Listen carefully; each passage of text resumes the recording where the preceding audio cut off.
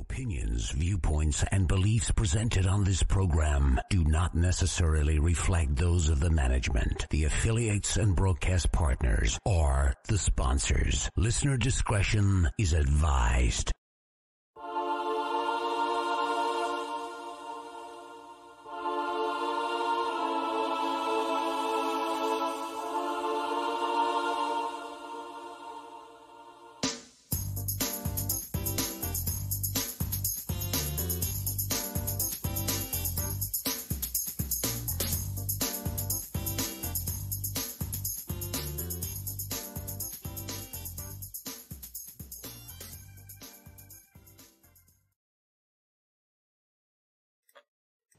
And welcome to Scarefest Radio's Body and Spirit, brought to you twice a month by Mama Ruby's family of holistic and metaphysical events.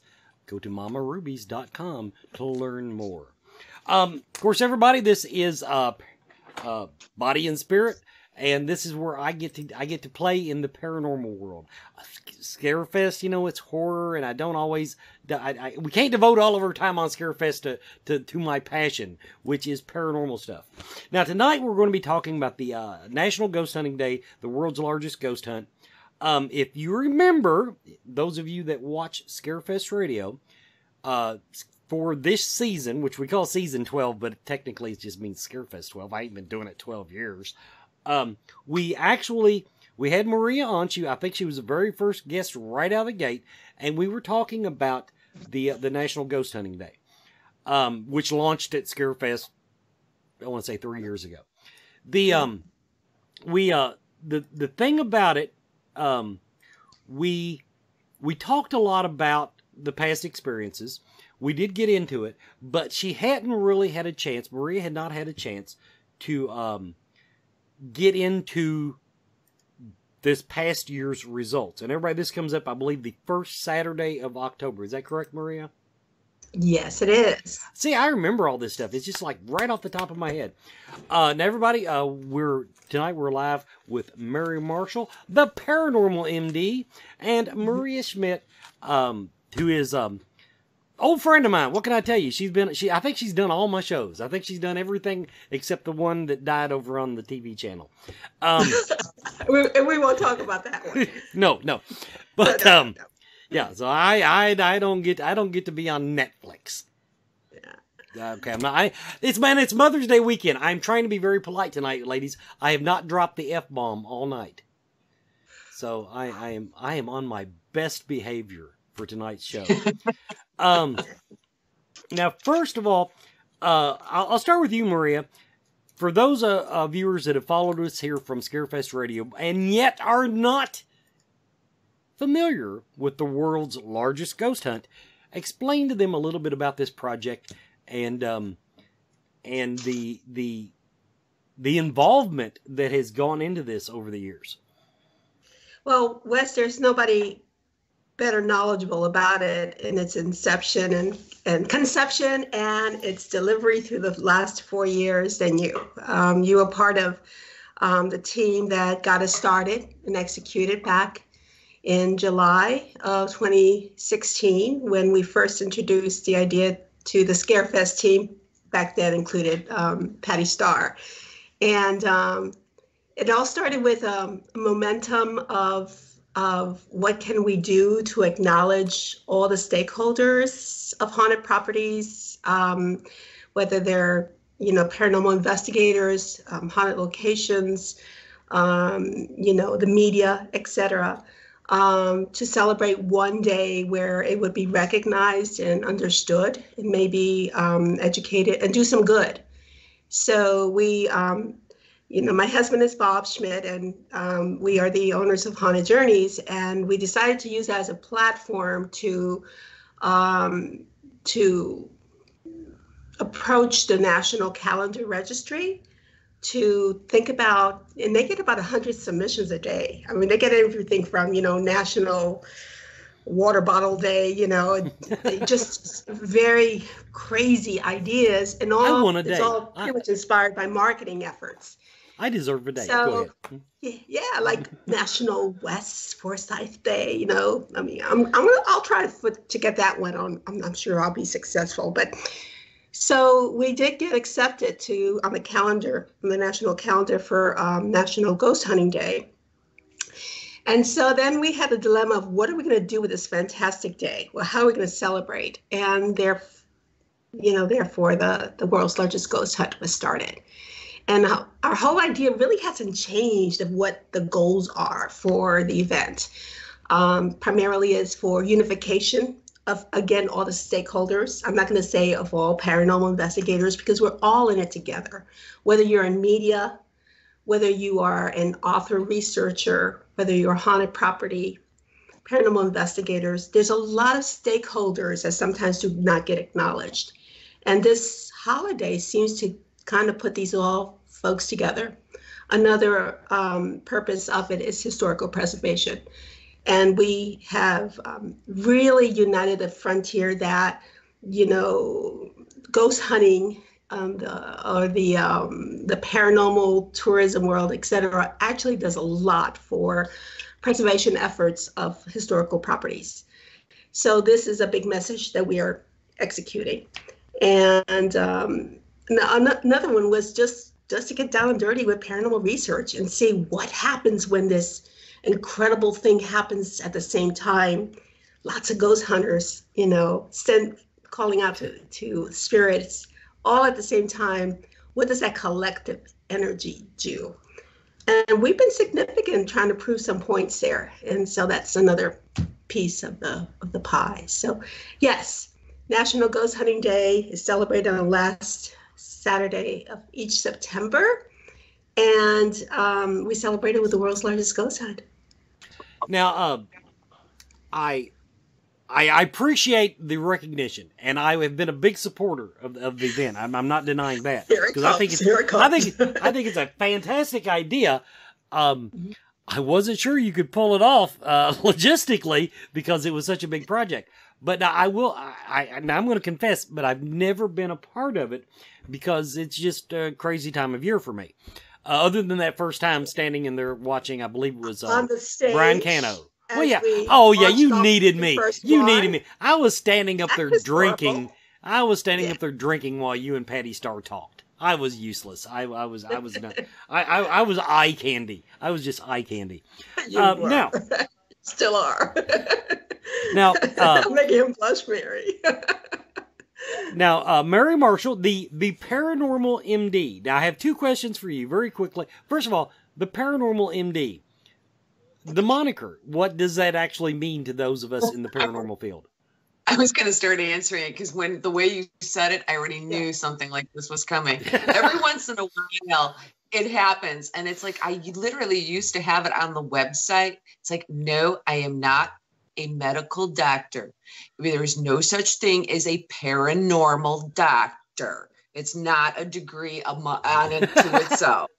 And and it's one of those, when I started, where that name came from, it was a combination. This is probably going back to like, I don't know, 2000, whatever. And I better get a website and, start doing stuff. And you came up and it was making my family and I making fun of me. MD were my first and last name initials at the time. And it was a catchy kind of thing, it's like, the paranormal Mary Dean, kind of thing. So it was making fun of myself and it was just kind of catchy, not anticipating in the least I would be doing what I'm doing and things would go where they went, but here we are. So, and that's how it started. And and honestly, when you start putting together, the parapsychology and the 20 years of research and the investigation in the field, along with all developing paranormal classes at the college and really getting into the mix of from the science to the culture to probably the darn closest thing, if there was such a thing as a paranormal doctor, I'd probably be it. So there you go. That's the story. See, now all these things ran through my head. And one of them was, because I actually know psychics that specialize in healing the dearly departed, if you will. And so, yeah, you know, and it would have mattered if you had it plastered on your website. I do no research. I'm famous for it. So we need to ask her if she's board certified. Are you a board certified paranormal MD? Yeah, I'm a board certified paranormal MD. I'm probably the only person here that's certified anything, and that's pesticide applicator. Now the real question, the real meat of the question now I've got the frivolity out of the way, is that now how did you get, not roped into, how did you get involved in, how did you get involved in? You know, Maria, it might have been the first one. No, I'm just kidding. Well, you know, we kind of knew each other for a couple of years. Mm-hmm. Oh, that is not fair. I just saw what you did. That's not fair. We probably knew each other for a couple of years, but then we really didn't talk, though. I mean, you know what I mean? There's like a little something on Facebook or this or that. Last year, honestly, I attempted on the second year to join, and that didn't work out for other reasons. Then last year, I think I contacted you. I'm not even sure anymore. And said, hey, you know, I've come out of the closet as a psychic medium, which I am, but I didn't, and I have to explain this now real quick. I didn't talk a lot about it publicly because I do teach a lot of the paranormal from a scientific perspective. And you're getting a lot of people that are on the fence. Those are the people I want to listen, to tune in. Unfortunately, if somebody hears, oh, and you're a psychic medium, that gets too woo-woo for them. So I just kind of kept it private for the most part, used it myself.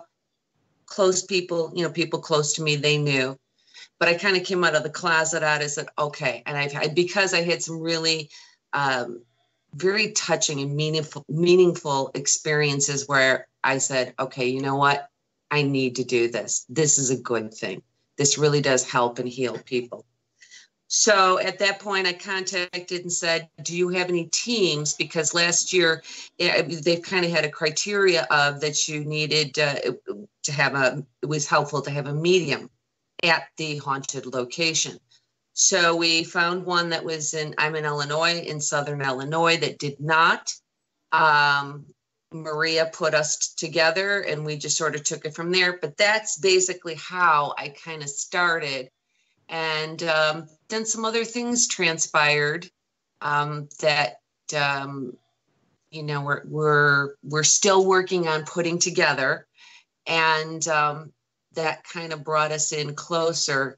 Then she hooked me without me seeing, blindsided me. And the next thing you know, I'm helping produce this thing. So we're going to take our commercial break, everybody. First one of the hour. We'll be right back with more Body and Spirit.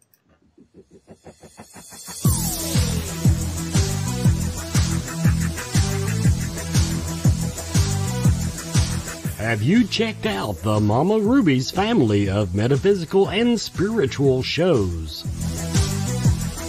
The Mystical Fair in Lexington, Kentucky, Lexington's only monthly psychic and holistic healing arts fair. The Inner Light Festivals in Louisville in June and Lexington in November.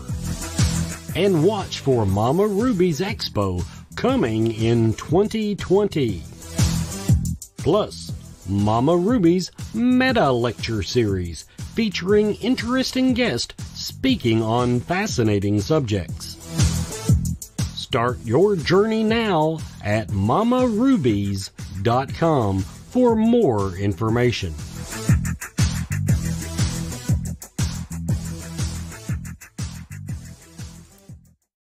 And welcome back, everybody, to Body and Spirit. Don't forget, Mama Ruby's is our presenting sponsor. And coming up, 24th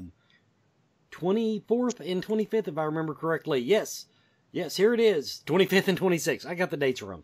Next Metaphysical Fair in Lexington, 25th and 26th. Go to mysticalfairlex.com, mysticalfairlex.com. And don't forget the big one, Inner Light Festival, June 1st through June 2nd, Louisville, Kentucky. We're in negotiations right now to get my fat ass up there to Louisville. So you might even get to meet me. Who knows? So I don't want to get off on too big of a tangent here, but I did find it your background story. I loved, Mary. I'm glad that you pursued and taught the scientific side of all this, because one of my biggest gripes, and I feel very hypocritical saying this, because I started on the scientific, quote unquote, side. The technical side is what I prefer to call it.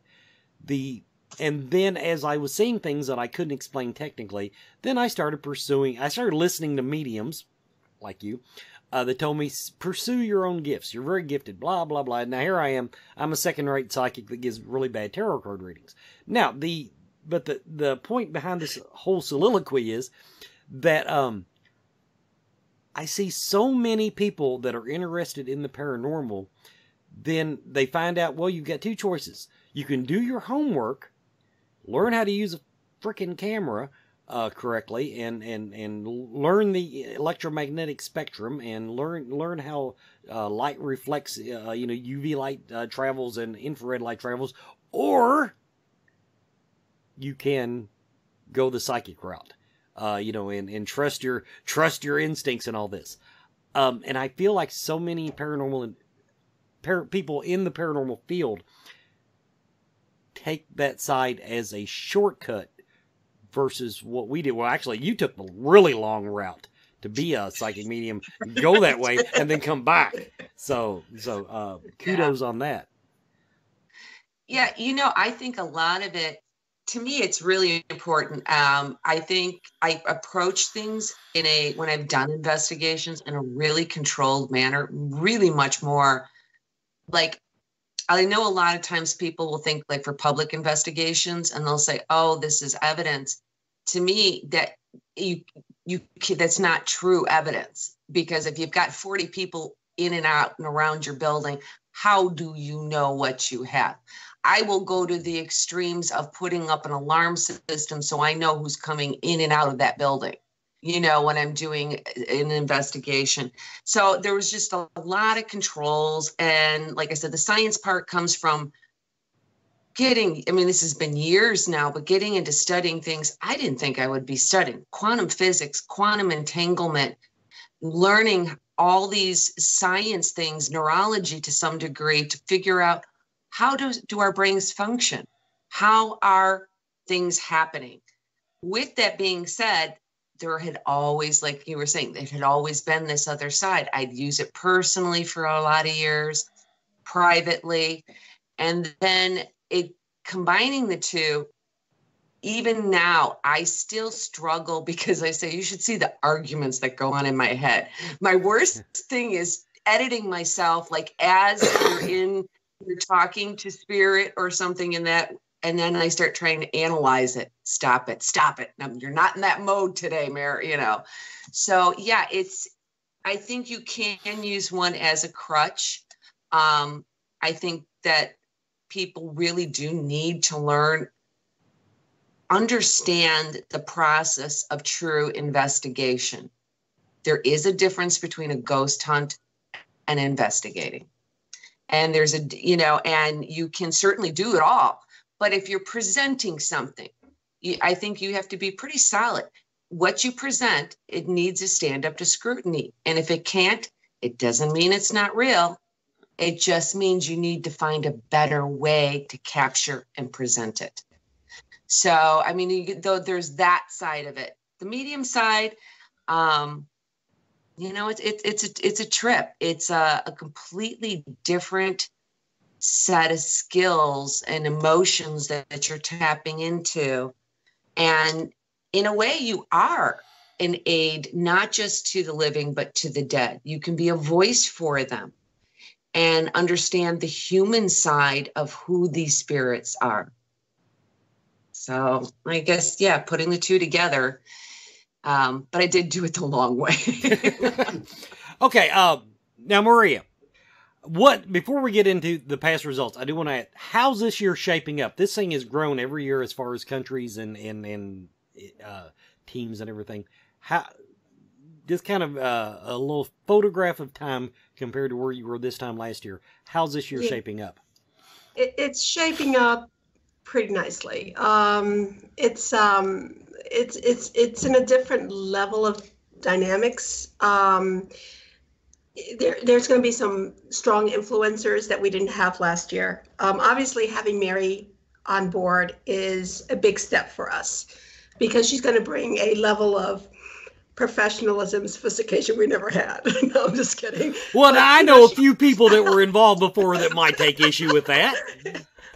Wow. It used to be real grassroots, and what Maria felt like doing, that's what happened. No, I'm just kidding. I'm still friends with those people. I'm going to tell them what you said. Okay, wait. No, I'm real proud of what our teams have done together and collaboratively. Last year we had about 150 teams. I think we're going to stay at that same level because we have some new challenges this year that we're going to be announcing in a few weeks that is truly going to bring this event to a new level. And I think every year that we progress is going to become more and more significant in the chronicles of the paranormal and ghost hunting world. So to say that we're going to have more volume, I'm not sure if that's going to be the strategy that we're taking this year. We're comfortable with the volume. We may increase it maybe to 175, but what we want to do is have a deeper and higher penetration within the entire, not just the paranormal enthusiast market, but as well into the general market, so they can appreciate, again, the factors we spoke about before, the goals that we had before, and make a significant contribution towards, education and public awareness of what is the haunting. How is that a part of a historical building, and how we can use that in order to help preserve these buildings and their history. So that's pretty much where we're going to be this year. We're going to have a special twist with hashtag many cultures, one spirit. So we're going to try to showcase and write about some of the influencers in different cultures that we've almost inherited by doing this. In other words, for a big example, in Europe, it's extremely common to use a Ouija board. It's not detested or, it's not feared upon. It's part of their K2 equipment series package. I did not know that. They pack a Ouija board with their K2 meter and they're off and running. Whereas in America, we don't. That's not a typical practice. That's voodoo. Yeah, exactly. In Asia, they have a much darker focus, and they concentrate more on the bad spirits because that's all that exists.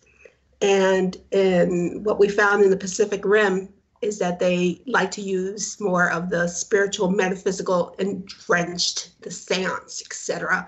It takes on a more Victorian look, and that's been our we want to try to amplify on that, because I think that's part of the education that we have to give folks out there, that we all have different styles and techniques, but we do have one spirit, and that's what we're going to try to influence.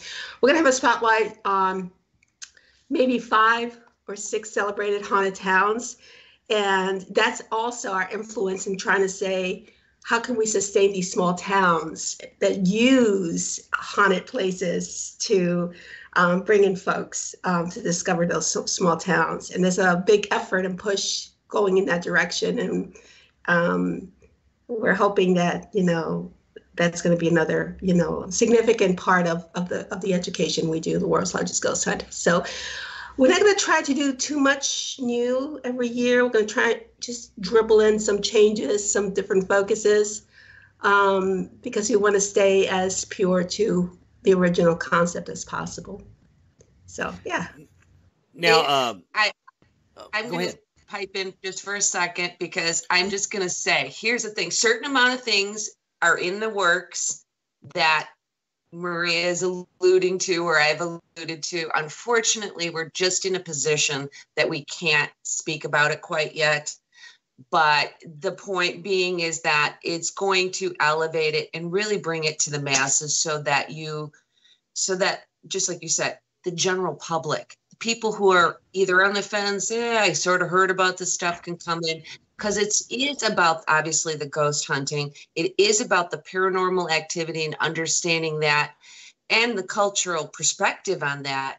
But really, even still, how often I come across people in public situations when I'm speaking that don't realize how much the paranormal community does in the preservation of historical buildings.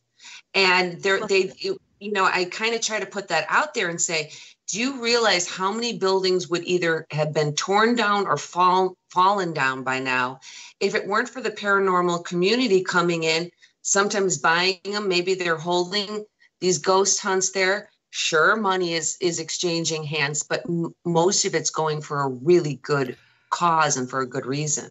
You just pointed out something. I was going to expand on your thought, in that it's not just the general public. There is a large segment of the ghost hunter population that don't realize, when they spend $100 a night to go to a Waverly Hills, they think, oh, that's so expensive. They're just making a killing. First of all, when you're dealing with these historic locations, any repairs usually you have two choices on a historic location. You can repair it correctly, as in historically accurate, or you can tear the MF down. That that's what the law says. So anything that they even do to upgrade these buildings is just so expensive, and it costs so much to do it. And I have never, if you don't want to pay the $100, don't pay the $100. It's a free country. But I've seen a lot of that in the paranormal field, the griping about what it costs to do these hunts. And I'm like, have you looked at the building?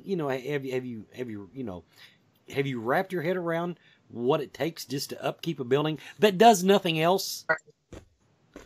Yeah, absolutely. And, and a lot of it too is sometimes just so structural, the repairs that needed to be done. They need new roof. They need maybe at even some of these places with the asbestos and things where they have to have actually someone, come in there and clean it out toxic wise, and before the public can go back in there. So there's a lot of work that these people do and are continuing to do in that preservation. What is really interesting to me is, being in this field for so long, this is not something that used to be. It came about and grew organically just among people out there. They'd go into a location that maybe was abandoned. Nobody, owned it, or the city or somebody else they didn't even know. And, so a lot of times they'll buy it. A group of people will buy it, and then they start repairing it.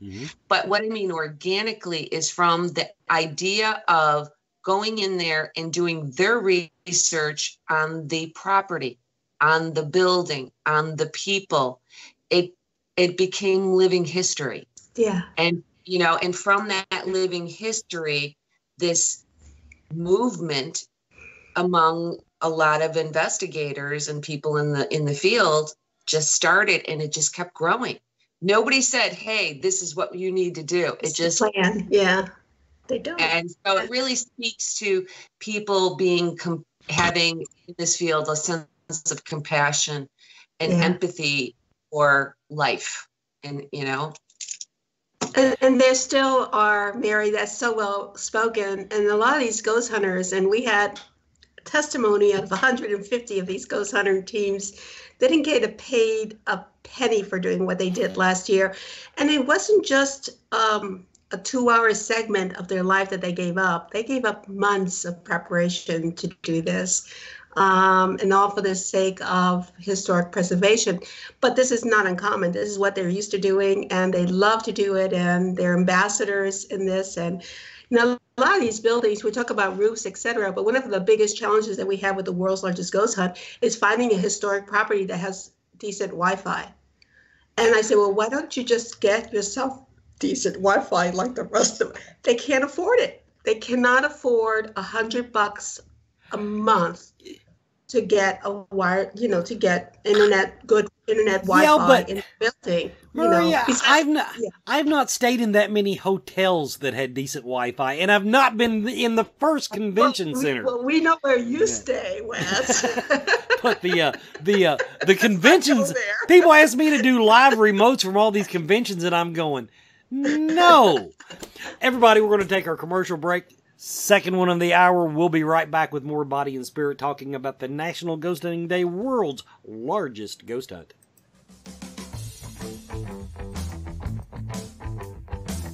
Do you feel lost in life? Do you seem to be stuck in emotions that are not yours? Is your home not the sanctuary it should be? Contact Spirit Mechanics, where they take a team approach to your metaphysical and spiritual problems. Spirit Mechanics specializes in aura cleansing, stone attunement, attachment removal, and house cleansings. Spirit Mechanics tailors their approach to your individual spiritual path and needs. Find them every month at Lexington, Kentucky's Mystical Fair, mysticalfairlex.com, or on Facebook by searching Spirit Mechanics, that's MECHANIX. Spirit Mechanics, for your spiritual health and well-being.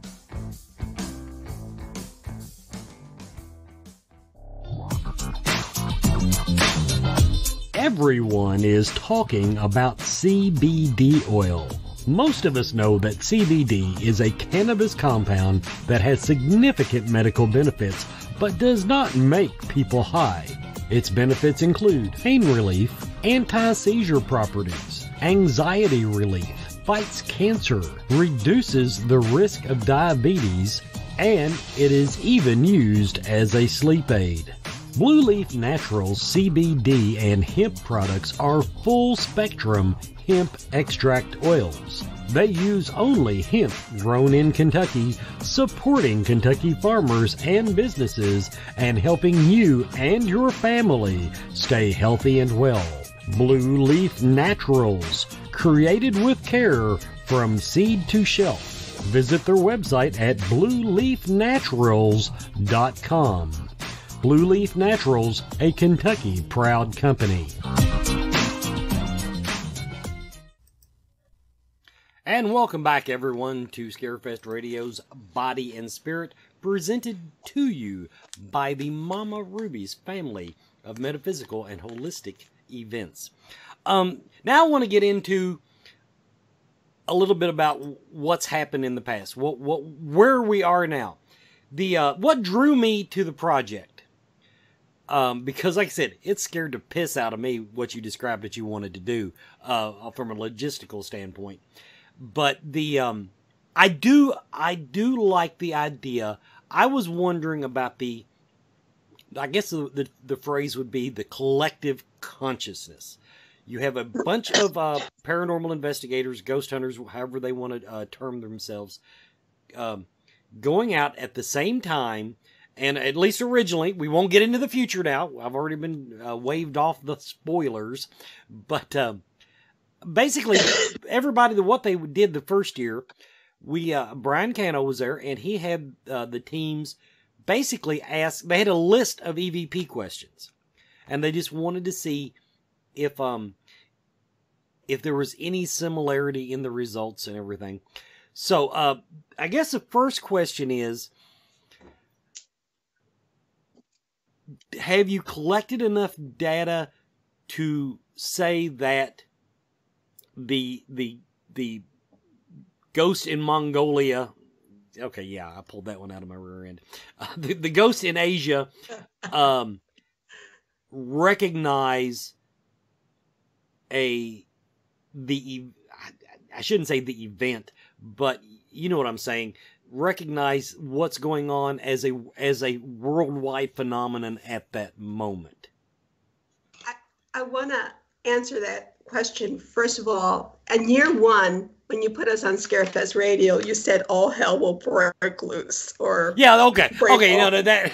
I want to remind you that did not happen. I just threw it out there just in case. Just in case. Because that scared the shit out I didn't mean to scare anybody. I want to do this, you know. But a little bit of background on that is I do feel like all of us going out stomping around darkened buildings of a night have, I don't know if the correct term would be thin the veil, but it seems like, because, I mean, the ghosts have always been there. First of all, ghosts were not invented with ghost hunters in Paranormal State. They've been telling ghost stories. Cavemen told hairy ghost stories. And guess what? And that's another thing on Paranormal Theory. I don't buy the whole, they drained my battery thing. Not for, if they may have drained your batteries, but they didn't use the energy because ghosts were around before the AA battery was ever invented.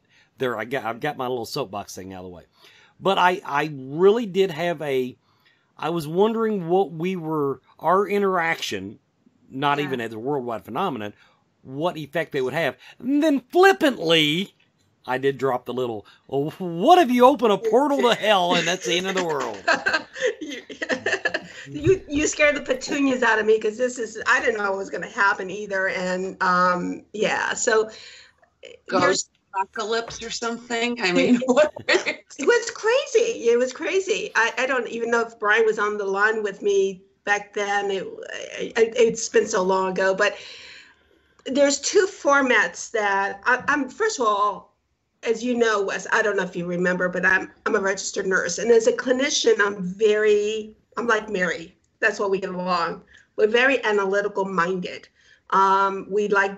We like to analyze data, et cetera. So that's what drove me a lot. It's not just hearing the stories, which are fascinating, or seeing the images captured or the videos captured.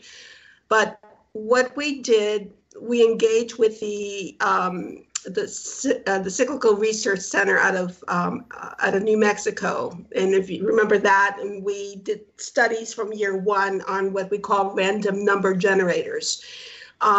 Which in theory says that the elevation of, dimensional energies does change when we all in the world kind of collectively focus on one thing. So they've studied, like, for instance, when the World Series happens or the Super Bowl happens or anything, the baby being born in England. So anything that everyone's kind of watching and experiencing at the same time, what changes are there? And then random number generators, which are the counting of the flip coins, virtual flip coins, these little gadgets all around the world. And there was significant changes done on year 1, 2, and 3. So that's documented. And then we use some kind of unscientific gathering of words, whether they come in through metaphysical, interpretations, or through EVPs, or through actual, right, exactly, like the ghost boxes, etc. We collect all of those, and with all the different questions, and we gather data. And what's significant is about 20% of those words are shared over various teams, not just 1 or 2. But when you hear the word, like last year, we heard the word music in different levels with different teams around the world. The word, I believe it was heard in Kentucky, it was heard in Wisconsin, it was heard in Australia. So that was a very common word last year, the word music. And God bless you. And actually some sites actually heard music. They heard music. There was a team in Illinois that started, they started hearing music like spontaneously. Wisconsin heard it. So there were various, so that was seemed to be a theme. And when that happens, it makes you go, you know. So that's what we did, that kind of measurement. Was that all pull forth, you know, with this collective consciousness, you know, theory that we've been kind of relying on to, you know, ramp up the level of investigations? I don't know. We don't know. I know Brian Cannell, year 1 and 2, brought in the bridge. The word bridge came out during our last year's investigation, almost like the spirits wanted to see the bridge again. They wanted to cross and meet us there. So there was just a lot of, you know, commonalities that are more than just pure coincidences. But when you see this data coming in from all these teams around the world, it's crazy. Last year, when you were actually talking about this during the reveal, I piped in. I'm going to do it again now, which is one of the things that people probably don't realize is that throughout history, since the beginning of written, you know, any kind of written history and before, there are only 2 things in common around the world: music and ghosts. Mm-hmm. Those are the only 2 commonalities throughout cultures, throughout history that we have in common. And I found it really interesting that those were 2 things that were, we had the ghosts, and then they were bringing the music into the picture on it. And then even, there were things, though, you had a hidden word last year. Yeah. And that even started beforehand, because I am a believer in a collective consciousness. You know, you do this too, Wes. You know how the energies work. There's things that we can't explain, you know, but yet we know they exist. Things happen. Mm-hmm. And I and other people were having experiences a week beforehand with the whole penny thing. Do you remember? Do you know what I'm talking about, Maria? Mm-hmm. I do. Yeah. And then that continued on during that course of that night with other people. So, yeah, I mean, there's a lot of different ways that they're connecting in through that in a common way. And I think it is that raise of vibration that really does make you know, and I get it. I'm like I said, there's that part of my brain that goes, yeah, I know. When I start saying raise a vibration, like I'm going all woo woo here, but you know, I do it all the time. Don't worry about it. Yeah. You know, it is what it is. And that we as human beings truly are souls, a conscious energy with a body. When we tap into that, I think we have amazing capabilities. Because to be honest, I'm still not convinced that some of the things that we witnessed, I don't know how much we have a part in it versus them presenting to us how much is coming from here out in taking that in. But yeah, I think that collective consciousness does a tremendous amount that raising the frequency to all of these teams everybody had pretty good activity. You know, we thought like we're so controlled with, you know, the watch, the time, and we had a specific time period that we're going to do a gunshot start at 10 p.m. Eastern time, no matter where you are in the world, and end at midnight. And did we lose Mary? And end at midnight, and then we'll see what happens, because that's where the punchline is. Mary is absolutely correct. The energy starts to creep in even 2 or 3 weeks prior to that. We had teams that teams with metaphysical workers that were actually seeing episodes that were going to happen with other teams in other locations. And it was after the fact that we started comparing stories, and they said they had such vivid dreams or visions, etc. And they were explaining and because I knew what was going on kind of around the world just because they kept telling me stories. I said, oh my God, you're talking about this place here and that place there. So it was for us to be able to collectively put all this together, curate it, and see how one is influencing the other team and without knowing, that comes afterwards, but it doesn't start at 10 p.m. Eastern time and ends at midnight. This year, in order to be a little bit more noble to our poor teams in other parts of the world, because you remember at 10 o'clock at night is what, 3 or 4 o'clock in the morning in Europe. And like next Tuesday in Australia. Yeah. It's like 2 or 3 o'clock in Australia the next day. So what we're going to do is open up a window of 12 hours where you can invest, we're just going to keep all the videography going on for 12 hours from 12 noon Eastern time to 12 midnight. And so to do that.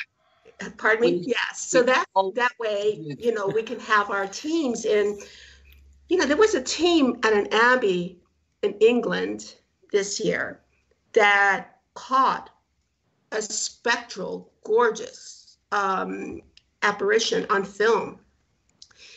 And that happened at around 8 o'clock, 2 hours before we did our gig. So, they're not watching us with a shotgun start to say, okay, now we can start performing because it's officially, the world's largest ghost hunt. No, all the energy, the preparation, all the work we're doing, the excitement, the momentum is actually feeding the spirits, and they know this is going to happen, and they start interacting with us and getting ready for it just as much as we do. So it does become really, now, we're gonna take our final commercial break, but before we go, I have to say, now that's the kind of dick I am, though. I want the ghost to perform. In other words, I would be the guy in there saying, chill it. Don't we don't need you on camera now. Wait, because that's how I like cooperative ghost. What can I tell you? And I've gotten spoiled here at the local location. Everybody, we'll be right back with more Body and Spirit, brought to you by Mama Ruby's. Coyote Chris Sutton. Shamanism. Spiritual advisement. Paranormal investigations. Inspirational presentations. Bringing light to the darkest places for over 20 years. Go to coyotechris.com to learn more. And don't forget our newest sponsor, Akashic Awareness, in a little Elizabethtown, Kentucky. They're a metaphysical healing and learning center unlike any other in Kentucky.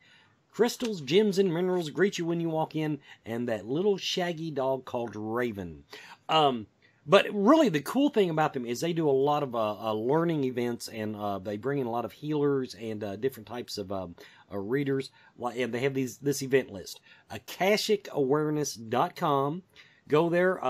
Tomorrow they've got intuitive painting with Mandala Playday.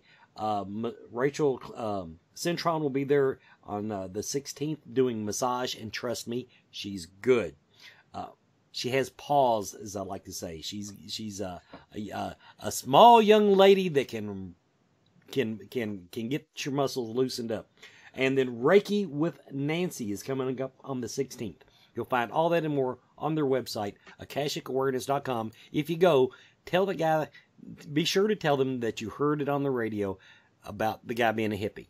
That's the only way he'll know that I referred you. Now, and he's not. He was in the military.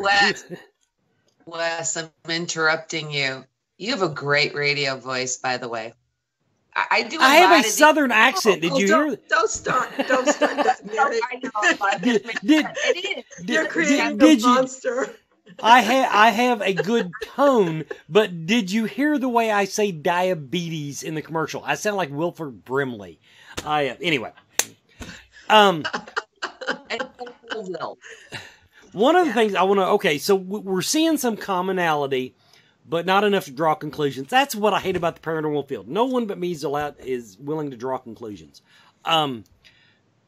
See, I know everything, I just can't prove it to you. But now I am interested.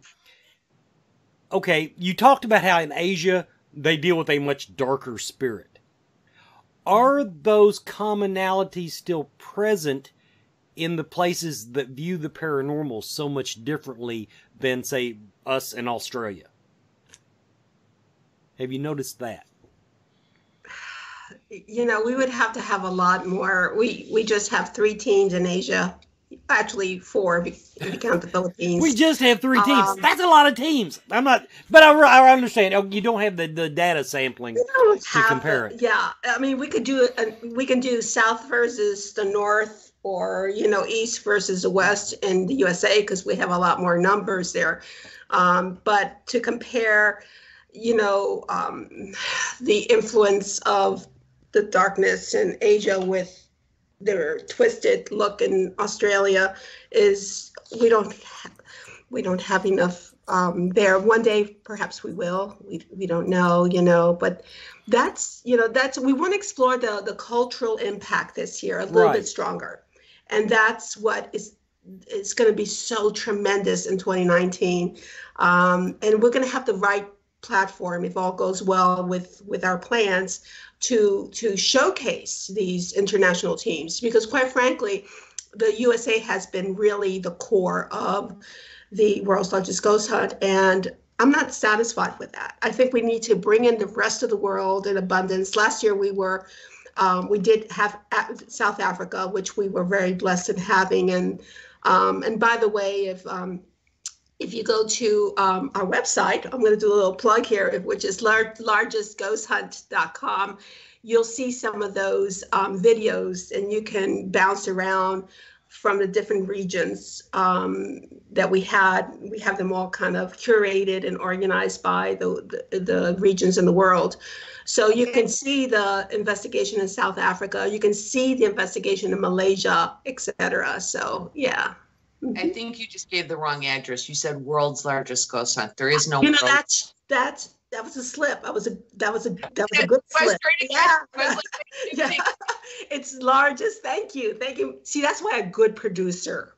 She's into details. Into nothing. Point out yeah. So largestghosthunt.com. And we have a brand new updated website. It's going to be a little bit more of a double authenticity type of application process. First, they have to apply. Once we check out their credentials, make sure they're cool, then we ask them to register. We did start a historic preservatory organization that is going to be sort of promoting this, etc. So there is a small fee involved this year. We have to, in order to keep the organization running and doing well.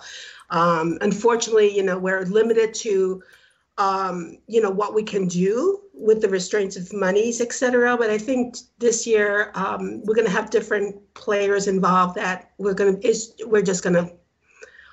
do well. We're going to do very well. I'm so excited, Wes, and I'm so excited that hell did not break open 2016. The day's young. The day's young. That we're still alive. You laugh, but Bishop James Long, who absolutely, that's one thing I'll say about the guy. I think he thinks I'm batshit crazy. Oh, no, that wasn't the F-bomb. I didn't drop the F-bomb. But at the same time, the one thing I love about the guy is I feel like no matter what happens, he has my best interest at heart. And we were talking about my spiritual gifts and the spiritual warrior thing, and how negativity just does not come around me, and helping and all this stuff. And the guy said, and I said, I'll go in Bobby Mackey's and the place goes silent. And he goes, they're just luring you in. I think, quite frankly, they're scared of you, Wes. So they just get the hell out of Dodge when you show up. It has happened once. It actually did happen once. But we're at the top of the hour. We're at the end of the show. Every year I try to spotlight this event once or twice. This year I've done it twice, so I'm like really in Maria's good graces. But it is, I feel that it is There is so much dry fodder in the paranormal field. There is just, in other words, there's so many people that I feel there's nothing wrong with being there for the experience. But so many people that are there for the experience also try to play investigator and present evidence and everything. I guess what I'm saying is I like seeing a direction. And this is a direction to unify a very diverse field. If you can put 3 ghost hunters who are not on the same team in the same room and not have a fist fight come out of it, you're doing damn good. So, or 3 metaphysical workers, or and you have to remember. Don't get me started on psychic mediums. No, you put 3 in the same room is like. I agree that the focus. To me, the byproduct of the world's largest ghost hunt is the evidence. It's not the focus, and I like that because it goes back to, hey, look at this. This community, just like any other field, you have some bickering, you have some discourse, but for this night, everybody works together. And I think it shows us that there are better sides of us that we should all strive for. And I think the world's largest ghost hunt does that. Evidence is great. I'm all over wanting it too, but I don't know that is the point of this. You want good evidence, everybody can go off and do their own little thing. This is about unity. It is about historical preservation. It is about life and death, the community. That something very quickly before we get shut the cameras off. You mentioned it earlier, talking about, you implied that some of the ghosts are interested in historic preservation. I don't know if it was an EVP. I don't even know what made me think that, but the way you said something. I mean, are there actually ghosts out there saying, paint this damn place? No, but I'm going to start asking that now just to see if I can get an answer. But there are ghosts out there from last year's ghost hunt that we did for the world's largest. The location I was at, there was a ghost that came out, made herself very known. Her name was Rose, and she actually approached me as a medium. When we got there, we started working with these people. She is continually, through every ITC device you can think of, communicating with them. Why? That was her town. It was a historical museum that this was at, that was almost falling down. She loves the town. She loves the people. She loves these 2 investigators, and she follows them to different locations in the town, gives them information. So in a way, she didn't say paint the place, but she's saying, hey, let's pay attention to the place. What they're more concerned with, Wes, and I think this is the core of why we do what we do. They want to tell their story. And then remember the Haunted Journeys motto is a haunting is history wanting to be heard. So when they tell their story, they're telling history.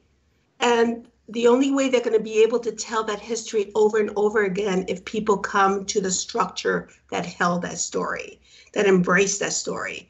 So yeah, they're wanting to preserve history. They're wanting to preserve that building that holds that history. So yeah. But we'll have to find out if they want red paint or blue paint. That we don't know. That's right. Spruce the damn place up, they'll say. Everybody, this has been Body and Spirit, presented to you by Mama Ruby's twice a month. Check us out in a couple of weeks. Don't even know who the guest is. I have no notes here. I don't know. But I do want to thank Maria Schmidt and Murray Marshall for putting up with me tonight and my mindless banter. And I hope everybody enjoyed it. And check it out. Now, I always go to nationalghosthuntingday.com. What's the other web address? That's the same website. Both of them point to that website. We're currently recruiting and building our teams. I would not suggest waiting too much longer. This year is going to be probably filled up real soon.